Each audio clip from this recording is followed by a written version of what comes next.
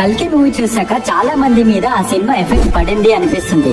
ఎందుకు అంటారా, ప్రతిసారి ప్రతి మూవీకి మా హీరో గొప్ప అని ఫ్యాన్ వార్స్ చేసుకునే ఈ జనరేషన్ ని గాడ్ వార్స్ చేసుకునేలాగా చేసింది. కల్కి మూవీ చూసాక అర్జునుడు గొప్పనా కర్ణుడు గొప్పనా అని సోషల్ మీడియాలో ఆర్గ్యుమెంట్ చేసుకుంటున్నారు. మీకు ఒక చిన్న స్టోరీ చెప్తా. కురుక్షేత్ర వార్ జరిగేటప్పుడు దుర్యోధన ఈ ఒక్కరోజు అర్జునుడిని నా దగ్గరికి రానివ్వకు, అలా చేసే ధర్మరాజుని చంపేస్తా అని చెప్పి, ఒకవేళ అర్జునుడు కూడా నాతో యుద్ధానికి వచ్చాడో నేను అర్జునుడిని ఆపలేను. నేనే కాదు, టోటల్ దేవుళ్ళు అందరూ కలిసి వచ్చినా కూడా అర్జునుడితో యుద్ధం చేసి గెలవడం కష్టం అంటాడు ద్రోణాచార్యుడు. అండ్ అర్జునుడు సాక్షాత్తు ఆ మహాశివుడి దగ్గర యుద్ధం చేశాడు. సో ఇక్కడే అర్థం అవ్వాలి అర్జునుడు ఎంత పవర్ఫుల్ అని. కానీ కర్ణుడికి శాపాలు లేకుంటే అర్జునుడిని సింపుల్ గా ఓడిస్తాడు అనుకుంటారు. బట్ అది తప్పు. ఎంత గొప్ప వీరుడు అయినప్పటికీ కర్ణుడు ఉన్నది అధర్మం వైపు. ఈ మహాభారతాన్ని నడిపించింది అర్జునుడో కర్ణుడో కాదు, జగన్నాటక సూత్రధారి ఆ శ్రీకృష్ణ పరమాత్మనే. జై శ్రీకృష్ణ.